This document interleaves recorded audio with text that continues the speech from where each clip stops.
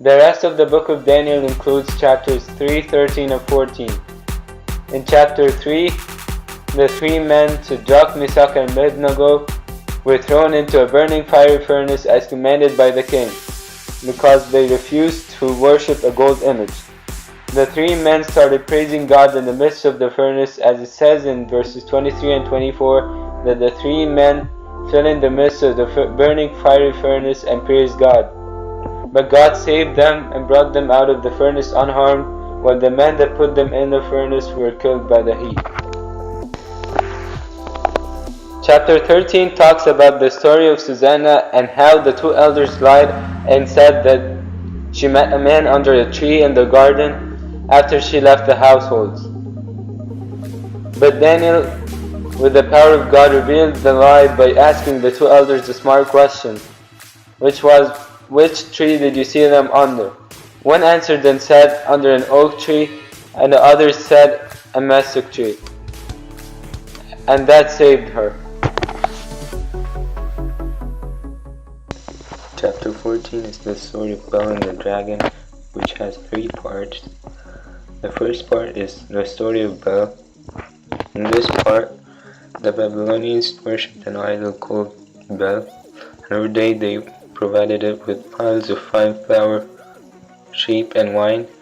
The king respected and worshipped it every day. One day he asked Daniel why he does not worship Bel.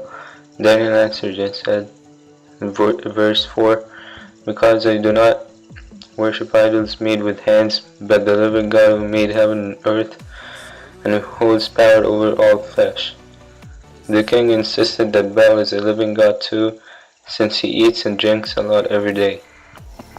So the king wanted to know who eats the offerings, so he calls in his priests, and he says that unless they show him that Bel is consuming the provisions, they will die, and if they prove that Daniel is wrong, Daniel will be put to death. After the priests left, the king set out the food and wine, and Daniel ordered his servants to bring some ashes. Then they sealed the door and left. The priests entered that night as usual with their wives and children, and ate and drank everything. When the king and Daniel returned the next morning, the king thought and believed that Bel has taken the offerings until Daniel shows him the footprints of the priests and their wives and children. So the king put all the priests to death and handed the idol to Daniel, who destroyed it. The second part is about the dragon. In this part, there was a great dragon which the Babylonians worshipped.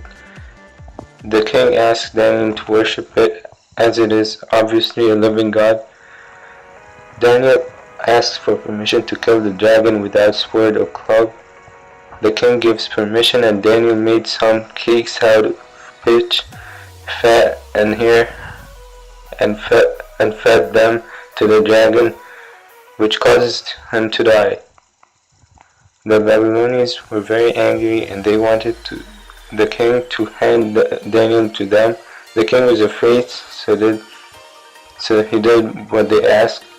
And there comes the third part of the story of Bel and the dragon, where Daniel was thrown into a lion's den with 7 lions. He remained there for 6 days, and the lions were given nothing to eat, so they would devour Daniel.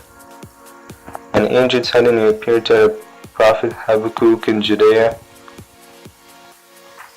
and instructed him to take the food he had prepared for the reapers in their field to Daniel in the lion's den. On the 7th day, the king comes to the lion's den to mourn Daniel, but he finds him alive. The king cried out aloud, "You are great, Lord, the God of Daniel, and there is no other besides you."